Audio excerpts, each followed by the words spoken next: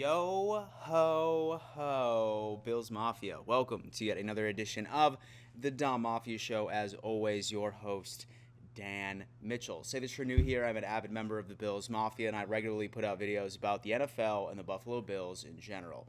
Say that that's your cup of tea. I highly recommend subscribing to this channel, and as always, smashing the ever-living out of that like button. That's right, ladies and gentlemen. Today we are going to decide who is at fault for the Buffalo Bills' offensive woes. Is it Ken Dorsey? Is it Josh Allen? We are going to dissect each and every single detail of not only the Bills' offensive rankings, but also Josh Allen's stats to start getting some answers. Now, I do want to preface this with, it's really not as bad as you think. I feel like as Bills fans, we're just a bit spoiled, and we want perfection each and every single game, and who doesn't, quite frankly. But I'm hoping by the end of this video, everybody will feel a bit more at ease, and all we really need to do is just address some little small things to make sure that our team makes a nice little ride right to Arizona to raise that Lombardi.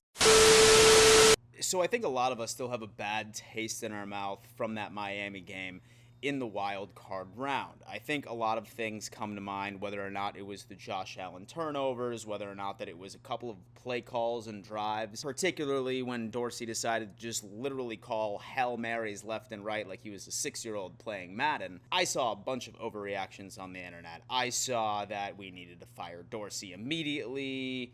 I didn't see that we should cut Josh Allen, but I'm sure that there's some idiot out there that literally type that out and put it out on the internet. Let's start answering these questions.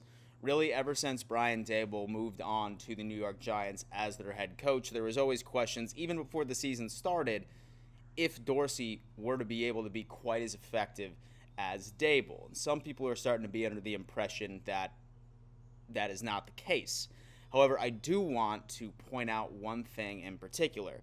Look at this screen right here. The Buffalo Bills are currently second in points per game, second in yards per game, third in points per play, second in yards per play, and first in third down conversions. Now, when you look at statistics like that, any team that fires an offensive coordinator that's able to accomplish that, while the wide receiver caliber was nowhere near the same to what it was last year, pretty hard to look at an offensive coordinator's face and be like, hey man, listen, you gotta go. And trust me, I know, you are not the only one that is shocked with that revelation, because when I see those numbers, it is certainly not what I thought that I was experiencing this year.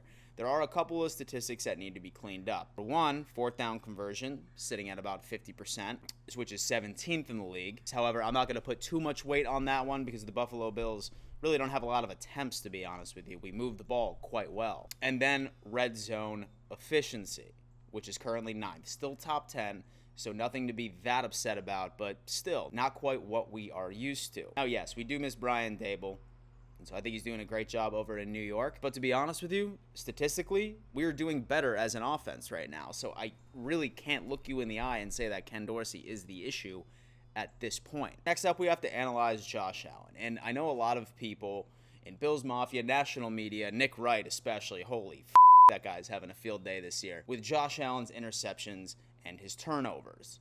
Now, I do want to point out a couple of things. Now, the thing is that I feel like that Josh Allen's turnovers have been a huge part of the narrative this year when covering the Buffalo Bills. However, I do need to point something out. There is not much of a difference whatsoever. Last year in 2021, Josh had 646 attempts with 15 interceptions, and this year Josh Allen has 567 attempts with 14 interceptions. Now, as far as his interception rate is concerned, we are legitimately discussing a .02 to .03 difference. He is right on par to where he has been the past couple of years. The thing is, I think, is the fact that it just so happens to be in the red zone far more than anywhere else, which is uncharacteristic of Josh at this point. Look, at the end of the day, this is something that we just need to accept. Josh Allen is a quarterback that's going to throw 10-plus interceptions each and every single season. That's nothing to be upset about. Several Hall of Famers were like that. Brett Favre, Dan Marino. That's simply just what you get when you have a gunslinger as a quarterback. And frankly, I wouldn't trade that for the world, because the positives significantly outweigh the negatives. Yes, he will turn the ball over every now and again, but we do end up seeing those massive chunk plays that really make the Buffalo Bills offense as exciting as it is to watch. So at some point, you do need to sacrifice at least a little when you want those big chunk plays when you need them. So my only solution, especially going into Cincinnati, is that I think that our offense can be completely fixed if we finally, for the love of God, do not abandon the run game, especially when it comes down into the red zone. Just listen, going into Sunday against Cincinnati, and I'm going to go in a lot more depth during my preview video tomorrow, but once we get in that damn red zone, I'm talking 15 yards away, 20 yards away, the full red zone, run the damn ball. Run the damn ball. Do whatever you can to go on ahead and get up on Cincinnati as often as you can via the run game. We cannot afford to have any mistakes. It's complementary football. Fumbling the ball is also an issue, but once again, we have to be able to sacrifice things like that, because when you have a quarterback that has the ability of busting out a 30, 40-yard gain with his legs, that's a lot more rushing attempts, hence a lot more fumbles. This is the NFL. Like, you're literally getting hit by the equivalent of a semi-truck out there on the field. It's bound to happen. So I think that a lot of us just need to be able to accept and take the negatives with the positives. So long story short, I don't think anybody is really to blame for this offense. It's statistically almost the same when it comes to Ken Dorsey and then when it comes to Josh Allen.